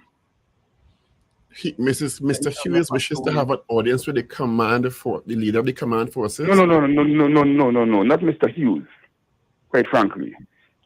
I would like to have a conversation with the president of Trinidad and Tobago, because as far as we are aware, 2 persons are in charge of security of this nation. And remember this, Mr. Hughes said that there are 2 corrupt politicians who are trying to kill him. Mr. Hughes said that? And when I heard a voice note that I couldn't independently decide who it was. I can confirm as his attorney at law, his instructions to me, as well as to Sergeant Lee, is that 2 corrupt politicians and 2 police officers wish to have him killed. To date. You are making very serious allegations. Yeah. No, sir. Correction, Mr. Richards. I'm instructed. You didn't hear me say Mr. Hughes? So Mr. Hughes is making serious allegations. Mr. Hughes is making some serious allegations which you are repeating. But then, okay, I accept that. It is very serious in nature. It could cost him his life. So therefore, I think any responsible person would ask, has this investigation been further analyzed? And by the way, with all due respect, who spoke there? That's Mr. Richards. Mr. Yes. Richards, with all due respect, if you go on the US country reports for the years 2021, 2022, 2023, they speak about a corrupt government. That's really serious. They spoke about 2 corrupt politicians also. That's also serious. So if you are saying Mr. Hughes is making a serious allegation, and then you are saying me as his attorney by repeating it, I am also making a serious allegation. Go up on the US website, accuse them of making serious allegations also. It's fine, freedom of speech. So, Mr. Williams, how would an intervention from the president prevent what Mr. Hughes is alleging? Because let's put it across. Let's say that, forget Mr. Hughes, for example, in this situation here. Let's go to police strategy.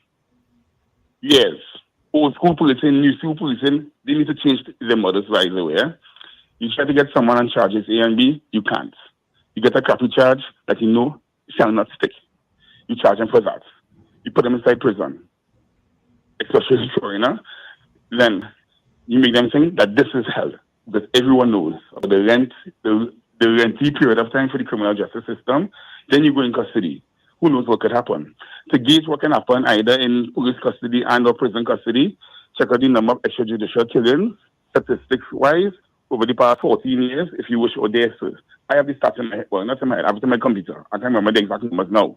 So therefore now, you know that you can get killed in this situation. It's mental pressure. Then, you see further police strategy. Oh, he went out there with gangs, because they're trying to pressure him to make a deal. Okay. Who's trying to pressure him to make a deal? I think that question will best be suited as Sergeant Lee of the SIU. The 4 wise men that you referred to earlier on? Pardon?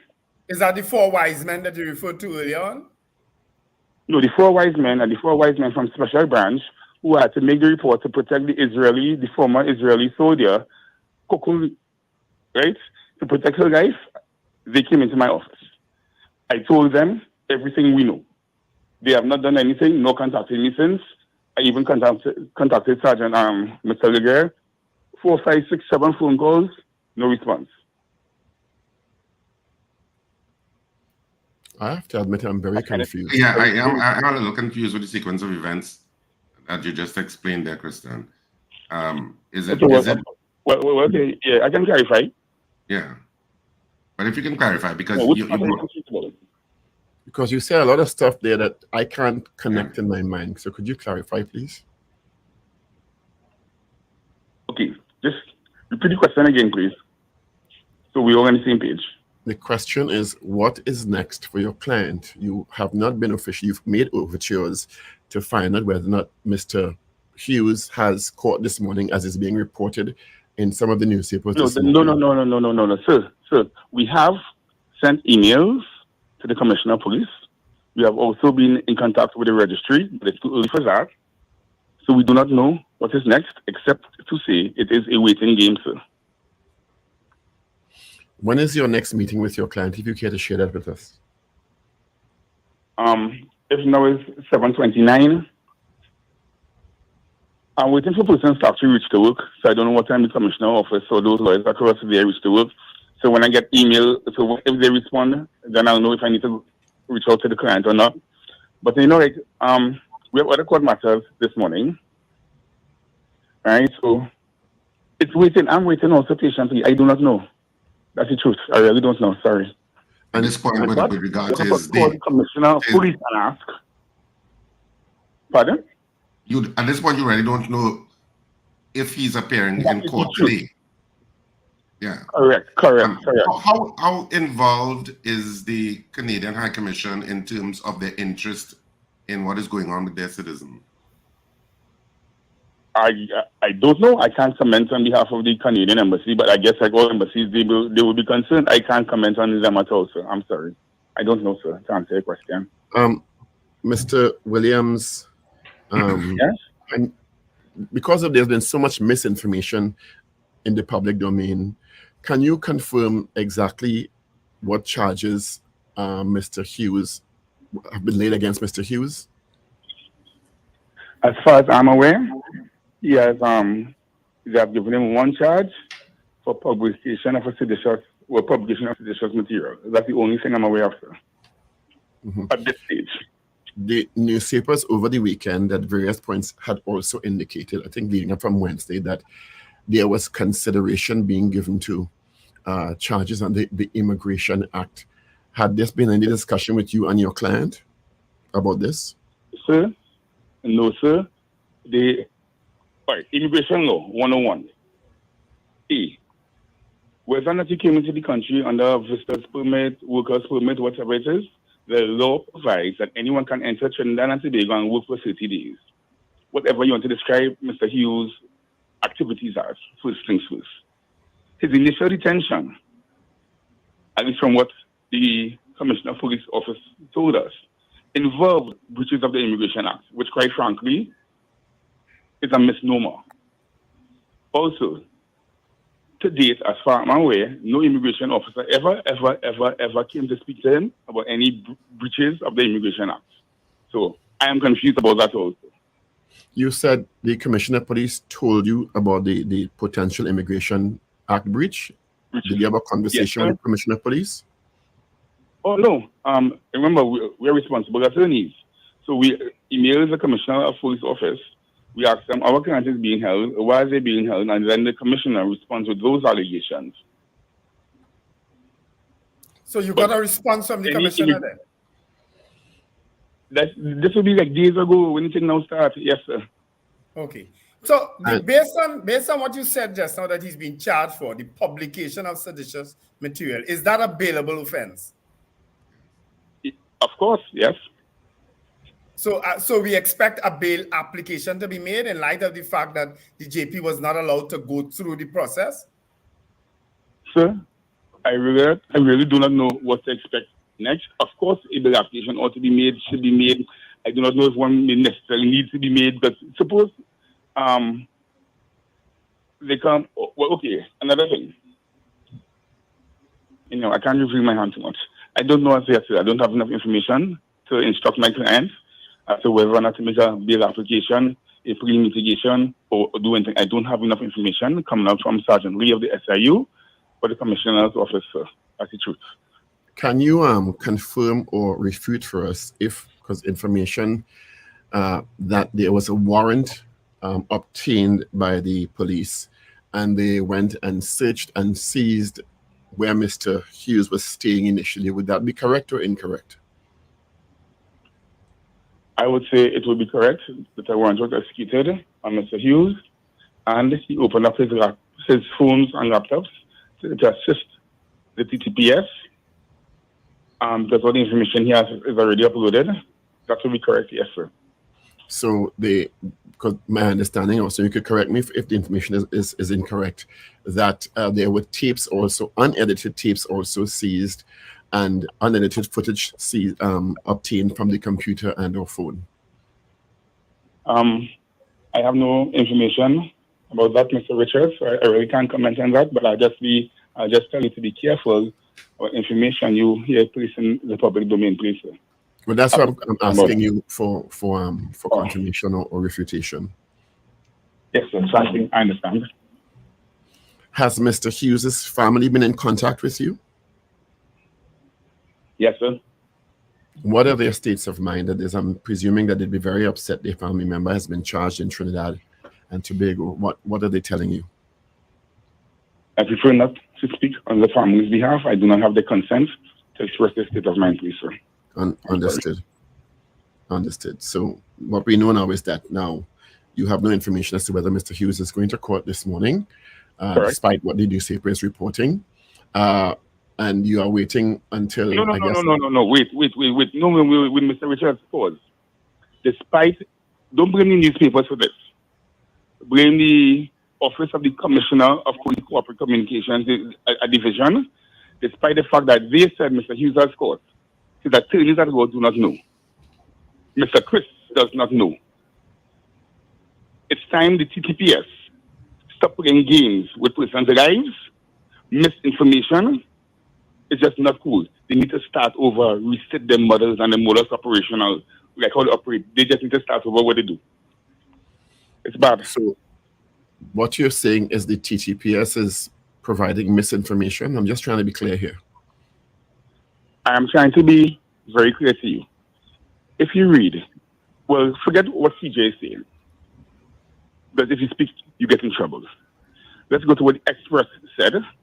The Express, the article by Alexander Guzal, where it says, first time in 18 years, he had to withdraw a story because the two senior police officers told Mr. Alexander that told the Express team that Chris went up into Lavender areas, identify areas, and 24 persons were locked up. I'm saying yes, directly. I'm not saying it. The Express said that. Go ahead. And I can confirm that because even Mr. Chris confirmed that he never left the police station and that report put up his life.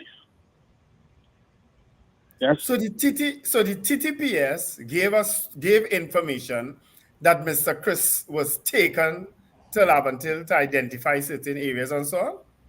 Well, that's an allegation. Express. No. Wait. If you doubted me, ask Alexander from the Express. Look at the Express story. The police officer said that for themselves. Big headlines in Express. That is seditious. That was meant to send fear in the hearts of the population, fear in Chris's heart, fear also in my heart. Yeah. At the hands of the two TTPS or the Corporate Communications Department of the TTPS. So you're saying the intention of the TTPS in allegedly disseminating that story to the reporter had an intention to send fear in your heart? I'm saying that because of that, Mr. Christmas became fearful for his life. After that, Mr. Umar Abdullah called me, 6-something in the morning to tell me some stupidness. I hung up the phone on him immediately. I don't support him at all. Right? Then after that, yeah. Right, Is this Umar Abdullah, the head of the Islamic Front? Yeah, and he had some lawyer called Karen who wanted to burn the police flag. Well, stop. We have no information to support that, so we cannot have you broadcast. Oh, I do. I can defend myself. Well, you could say it on your own terms. You cannot say it on these airways. Okay, well, sorry, sir. Do not broadcast social media. I cannot allow you to broadcast that information. You are talking your own situation, and we can't independently verify that. Well, Mr. Williams, is there anything you'd like to add in closing? I just hope you know that it could be Chris today, it could be you tomorrow, Mr. Paul Richards. It could be any one of us, any one of our mothers, fathers. You don't know. Simply because freedom of speech, freedom of expression. I just hope that you know that coming out of all of this, we just reemphasize the need to ensure that in our republics, the Constitution, we follow the Constitution, right, and respect fundamental human rights there, sir. And you're kind of showing your legal strategy in a sense in what you're saying there, but okay. No, actually, quite frankly, if you think that you can know our international team, legal strategy, with the BBC involved, Pula and Tanya, sir, don't, please, it's a nice conversation. Don't limit our strategy, please, sir. Who else is involved? Going on. Pula and Tanya, BBC, check CBC News, Dr. Michael Accra Jervis, counterterrorism expert of the world, my son Jihadi Jack. It's a big gig. Yes, sir. But again, don't tell me things that I cannot speak because you don't want to hear real talk. I remember you just woke me up, but I can say those things are matter of fact. Not my fault. You don't get buff, Christian. We're just protecting the station from what. I do, gosh. That's plain, so I understand. Oh, gosh. Thank you very much for your time this morning, Mr. Williams. Yes, Mr. Richards. Dr. Richards, sorry. Mr. Ragoobarsingh. And do worry. Bye. Thanks for your day. Right? All right. All the best to you. Thank you. Take care, Christian. Let's hang up. C.J. Williams. Okay. Well, we'll wait and see what happens. Maybe we should speak with Mr. Williams again later down in the week. Because I mean, I have to assume that there will be a hearing today because from the time you are arrested and you are charged, you are supposed to appear before a judicial officer as soon as possible. On the and next as soon as possible will be today. Yes. So there has to be some sort of hearing today. I mean, I'm thinking if there is not a hearing today, that'll be peculiar. Mm-hmm. Would this be a virtual hearing, Richard? It could be. You know, I think the first time you must appear in person for the first hearing. Well, I mean, people appear in court in the police station, huh? Oh, right. They can't do that there too. So. Right. I understand that. Yes. So it will be peculiar if he does not appear in court today, because once he's been charged, he's entitled constitutionally to be brought before a judicial officer as soon as possible. Mm-hmm. And that's a constitutional protection, so that you have a right to be heard, and you would have a right to be heard on bail and issues like that that touch on whatever your charges are. How the charges are going to be argued is up in the air. I mean, I looked at the Sedition Act, and you know, that Sedition Act is pretty wide in scope. If you look at it, it's pretty wide in scope. And what kind of strategies there are a lot of interesting legal arguments that could crop up here. You know, from things like freedom of the press, your freedom of speech, those issues. Where are the lines? Where are those lines crossed that freedom of speech becomes sedition?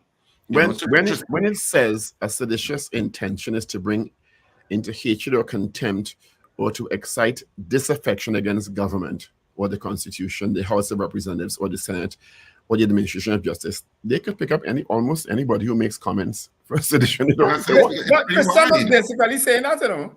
Christian basically said that, you know. Yeah, it's pretty wide. And that's why so many people have concerns about the Sedition Act, because it's so wide and vague. It could be, I mean, if I say it's too wide, it's too vague. You bring disaffection to the government, it could mean you're criticizing the government. Somebody's disaffected by that. You understand? Well, there is a part in it that does say that, you know, there is an exception by where you could criticize government and stuff in a way that doesn't arise. But you're right, it is vague. The lines are not clearly demarked, and oftentimes it's the courts to demarcate. It's left to the court to demarcate where those lines are by case law. So but this whole Power Breakfast show, well, let's see if we get some. Power Breakfast show could end up in shackles, and a lot of our blogger. I rebuke in the name of Jesus Christ. Well, let's grab some calls, gentlemen. All my lines are lit up. So I rebuke in the name of my Lord and Savior. That's a powerful rebuke there, you know. You go with your concrete, with your I get it good. I get it good. It comes from all because I done supposed to shake with that one. Last half hour already. My brain's spinning. I'm trying to settle it down now. Yeah. Good morning, caller. Good morning, gentlemen. Morning. Is the Constitution restricted to the interview just now, or cannot be open? It could be open. Yes. It could be open. Okay. I just wanted to raise something here, and I'm happy that Richard is here. Richard Ragoobarsingh is here also, because he might be able to share some light. I bought a refrigerator from Standard in April of last year with a year warranty. In November, the fridge stopped working. Stopped making ice and water and so on. It was under warranty. Since then, I took on November 2023. Since then, Standard have been telling me they ordered the parts, it will be here in 2 weeks.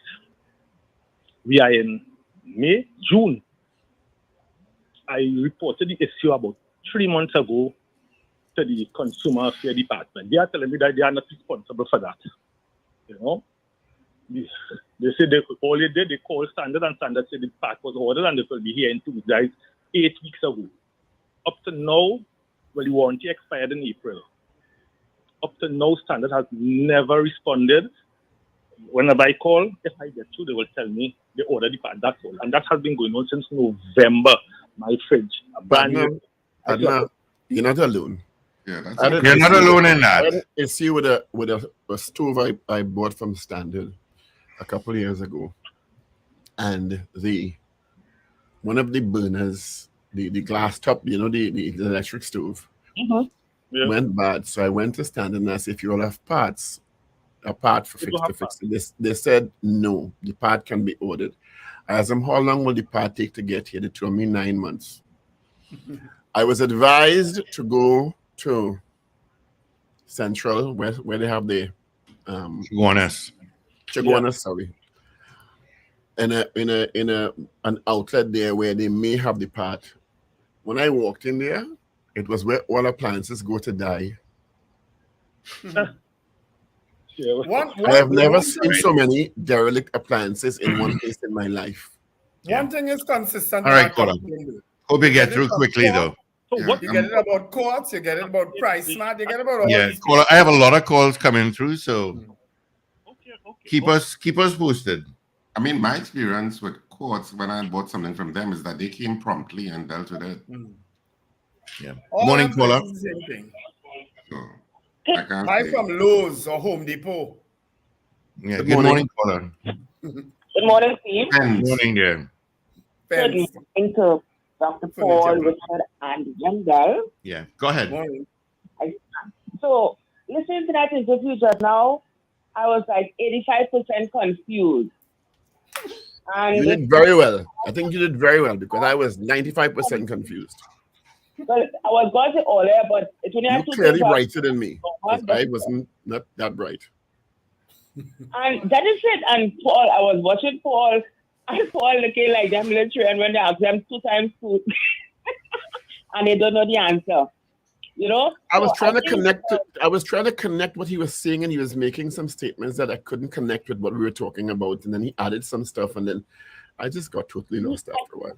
To me, he was sounding like somebody campaigning for elections for next year because he got his stuff from what the American people, government or department said about the politics, and he this thing was not making sense. I don't know. Maybe Richard could explain. What does the president have to do with a judicial case? Is there a pardon you could get before the case is called? Can a president pardon somebody before a case is completed and a verdict given? No. Exactly. I didn't understand that president. How did the president get involved in that? Yeah, I can understand that too. I'm not too sure what the conversation with the president would have entailed. Yeah. Good morning. Yeah, good morning again. Ragoobarsingh, and Steve Wendell. Morning. So, talking about good news, I was in Lakota sometime there, and I see a lot of young girls just up in white. I talk about good news, and I asked her already, yes, they make confirmation. You know about that? Who's communion? I say, a lot of young people doing a lot of good things in this country. A lot of young people graduating from universities and things. A lot of young people excelling in a lot of things in this country. You know, we don't highlight these things. We highlight kankarang and stupidness. And it sells because people like to hear Bakalana. That's what going in this country, you know. Look at that, those are good things happening to that this weekend. Cricket, a big show in the Savannah Strong. But Mr. Patrick, you like Bacchanal yourself. Don't try that, you know. All right. I like Bacchanal. Thanks, Mr. Patrick. But you know, what I was saying, I listened to the guy on the tape, and he and the young man was there talking. And the guy was showing his big gun and saying he against the system. And the man was saying, well, the problem in Trinidad and Tobago is the government. So I don't know what he's saying. There may very well be a political component to all this. We'll wait and see. Yeah. But Trinidad, it's not like Russia. You have freedom here. Russia, you can't talk against the government. You found out about the last trip to Moscow? Good morning, caller. Hello, good morning. Good morning. After that interview, I was so confused. I was so confused. What I find interesting, though, coming out from Mr. Williams, in terms of some of the questions they were asking him, you get the impression that he was giving you the impression that the information that we are seeing in the public domain is deliberate information being placed by, you can assume it's persons within the TTPS. Because on the one hand, he's saying that they're not giving us information, meaning that's him, in terms of representing his client, but you're seeing all of this information. Which is what I specifically asked him. Are you saying that the TTPS is disseminating misinformation? But he said that. That's what he suggested. Why would a journalist publish something without doing fact checking? Nobody would want to do that in terms of. That's not a serious question, Nicola. No. Wendell, I'm talking about a real journalist. It's a plenty. Okay. Paid journalist, right? I'm not talking them those who can be bought with silvers. I'm talking about a journalist who is authentic. I try to understand why would he want to publish something without verifying that. Well, to be fair, a lot of media houses published over the weekend at different points that Mr. Hughes had been taken on a tour of East Port of Spain and Laventille, which the TTPS refuted with a release saying it was not true. After almost a day? Yeah, so I don't know where the information originally came from, you know? Exactly, and it's perhaps it's deliberate to create perceptions in the minds of people. I don't know. By who? By the TTPS? Why? Exactly, I'm trying to understand. And then what was interesting, he alluded to two politicians who are in government. No, he didn't say in government. He said two politicians. He did not say in government. He said two politicians. Yeah. Yeah, he didn't say no. Okay. But you get the impression that in terms of how this is dragged along, you get the impression that somewhere along there's somebody dropping the ball. I cannot understand why the Corporations Community Unit in the TTPS is not responding back to him in a timely manner, is what he's alleging to as well. I don't know why the information is being sent in terms of trying to apprise him. I find that very interesting, but one would assume that if his client is not getting bail, there must be steps that you can take. And his answer was more confusing and baffling. I couldn't grasp what he was actually saying. Have a good morning. Yeah. But he was saying that the JP was not, if I was reading what he was saying that the JP was not facilitated by the police to process. Right. But even said if his client is denied bail, let's just say, there must be some process that he can take. So let's say, okay, my client he hasn't gotten bail. I as attorney can take this step, that step in terms of trying to get. Well, when he appears, assuming that he appears before the court today, the magistrate, or would it be a magistrate, a master maybe? When he appears before the judicial officer today, the judicial officer can grant bail or deny. The state can make an application saying he's a flight risk. One of the newspaper reports said that he may be considered a flight risk. Yeah, they could make that, and they could make that argument, the prosecution, and the judicial officer will debate it and decide yea or nay. And if the judicial officer says nay, then you could go to your other avenue would be to go to a judge in chambers. Exactly. And that's where it would end up. So we'll have to see how it all plays out. I suppose it's still early hours yet in how it is going to play out. Yeah. I just wanted to say a happy birthday to Mrs. R's mother. I now saw the message. Get some clarity. Where to go? Okay, have a good morning. Yeah, all right. Thank you. So I want to say a big happy birthday to you, moms. I met her at the play Love Is a Walk at Cipriani. Yes, I just saw that message. Yeah, so happy birthday to you, Mrs. R's mom. Yeah. And good morning.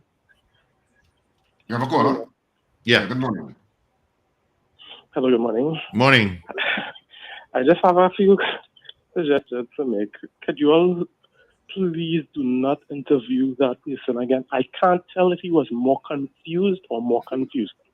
You know those automated voice systems that when you call, no matter what you say, it always has the wrong response? That's what talking to that guy was. No matter what you say, it misinterprets you. I'd rather listen to 4 hours of a press conference of Lila here with Christopher than listen to that interview again. All right, cool. Well, let me just say that we appreciate Mr. Williams taking time to talk with us. Yesterday when I called him, he was reluctant to speak first, and then he called back and acquiesced to the interview. So we appreciate him talking to us nonetheless, because it is a top news story. So we appreciate getting any information that we can Whether it was confusing or not is another matter. All right, let's go find a call. Good morning. All right, so good morning again. Good morning, my dear, mi amor. When I heard how that interview started, I took that time to press my snooze button. So I had to refresh my brains. What I want to say in this country, you see so much negativity is put out in the air in general from opposition parties, and so much is being perpetrated on that YouTube and social media, negative, that I don't know how Trinidad will catch itself in. And it's all in the name of politics.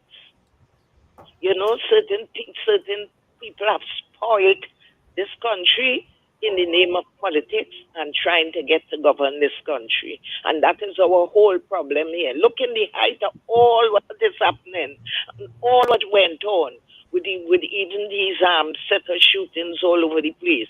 You know, we still hearing the opposition leader talking about when she come in is that right citizens. Guns. You want to give it guns. Guns. So what happened? Here's the Wild West. So flood the place with guns, man. Like they're enjoying what's going on. So this country, I don't know how we will get better here. And everything in the night, the news, when you listen to particular news stations, when you could hardly hear anything positive or what the Prime Minister say that is positive going on in this country, or anybody for that matter. Another segment is all what the opposition say. The opposition say, and more news from the opposition than what really going on in this country. Man, I'm fed up. Thank you. Yeah, I hear that passionately. That passion missing with politics. I didn't pass through this weekend, so she's a little frustrated. I hear that passion. It's very frustrated. Yeah. But before we leave, let's leave with a joke. Wendell or Steve or Paul, what is the difference between a vitamin and a hormone? A vitamin and a what? And a hormone. A hormone gets it going, and a vitamin keeps it going. No. Oh boy. You can't make a vitamin. On that. Richard Ragoobarsingh, go to the back of the class. No, your body makes hormones. It produces hormones. Yeah. You'll have a wonderful day. Be safe out there. Oh, God. I love it. I don't use it. Folks, have a wonderful day. Remember to let go and let God. Oh! All right, so this is Monday morning, but you know what? It's the countdown to Tobago. Tobago, we are there this Saturday night at 8:30 p.m. at Shore Park Complex. Love is a walk. You should not miss it. Trust me, it's a great stress reliever. Of course, tickets available at the Shore Park Complex daily. They're selling tickets. Beverly's Oasis in Lowlands, Pablo's Supermarket in Roxborough. Those are just some of the outlets. You can check RSRR Productions theater page for more information and also how to purchase tickets online. Have a fantastic morning, whatever you do. All right, let's get into our 8 o'clock news brief. Of course, if you